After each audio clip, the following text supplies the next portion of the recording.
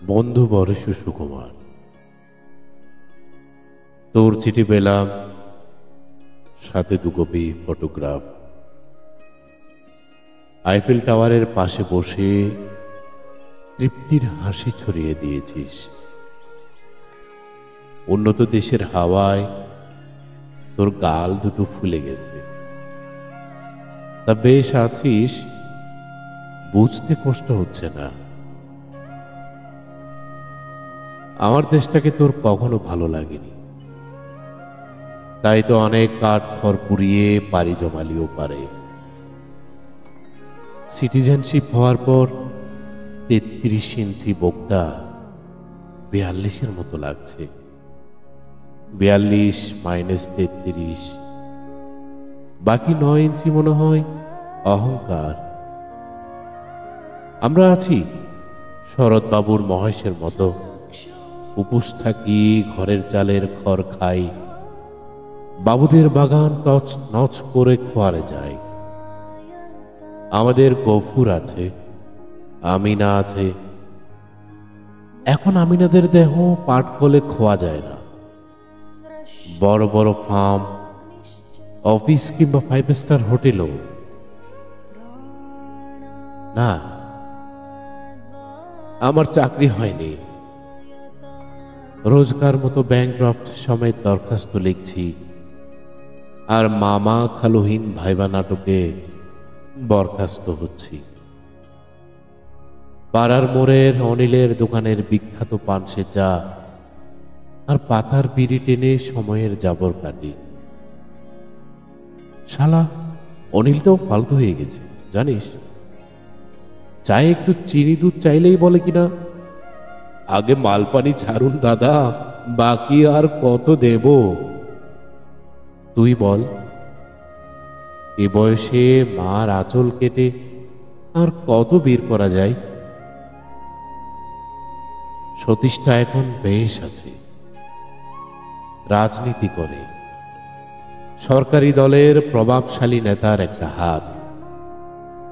ডান বা বাম বুঝি না, নেতাদের তো অনেক হাত, মা দুর্গার চেয়েও। এতে সতীশের নাম্বার কত বলা মুশকিল, তবে এটুকু দেখি, মহল্লার পঞ্চায়েতে ওর ডাক আসে। নিউ মার্কেটে এই পাশ ওপাশ করলেই ফাঁকা ব্যক্তি স্বাস্থ্যবান হয়ে ওঠে জৌলসী। বুড়ো হাবড়াগুলো নমস্কার জানায় মাথা নুয়ে। কঞ্জুস অনিলটাও একটা 555 ধরিয়ে দিয়ে ক্যাবলা হেসে বলে, দাদা কড়া একখানা চা করে দিই। কাপ আর চামিচের টুংটাং শব্দ ঢেউ তুলে চা সমুদ্রে। ধুমায়িত গরম চা খেতে খেতে সতীশ বঙ্কিমঠ ওঠে আমাকে বলে, কিরে এবার একটু সাবালক হ, ওসব তো এখন 5-6-এর ছেলেরা টানে, টিফিনের পয়সা বাঁচিয়ে। পাতার বিড়ির সাথে সাবালকের কি সম্পর্ক তা আমি জানি না। সতীশরা আমাদের এ ভাষায় কথা বলে। গত মাসের 25 তারিখে মন্টুদার শবদাহ হলো। মৃত্যুদূত এই কর্মটি সম্পাদন করতে পারেনি। তবে ভাবছিস হত্যা, তাই না? না, হত্যা নয়, আত্মহত্যা। পৃথিবীর 2 সফল মানুষ, নীল আর্মস্ট্রং এবং কবি বাইরন, একজন দেখেছে চাঁদ, অপরজন নারী। এমন জীবন্ত পূর্ণিমা শশী, লাবণ্যময়ী দেবযানী, ওরা কি দেখেছে? যিনি সহধর্মিণী রূপে শোভাবর্ধন করে মিন্টুদার বাহুডোরে। সেদিন প্রতিমা বিসর্জন দিয়ে বাড়ি ফিরছিল ওরা।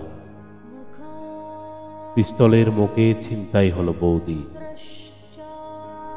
নিম গাছের তলায় পালা করে ওরা ঠেকিয়ে রাখলো মন্টুদাকে। বৌদিকে ফেরত দিল ঘণ্টাখানেক পর। নিতর নিস্তব্ধ মন্টুদা যেন এক খণ্ড বরফ টুকরো। যাবার সময় গুন্ডাগুলো মন্টুদার নাদুস নুদুস গাল দুটো টেনে বলেছিল, এমন খাসামালের সত্ত্বাধিকারী হতে হলে পুরুষ হতে হয়, বুঝলে খোকা বাবু।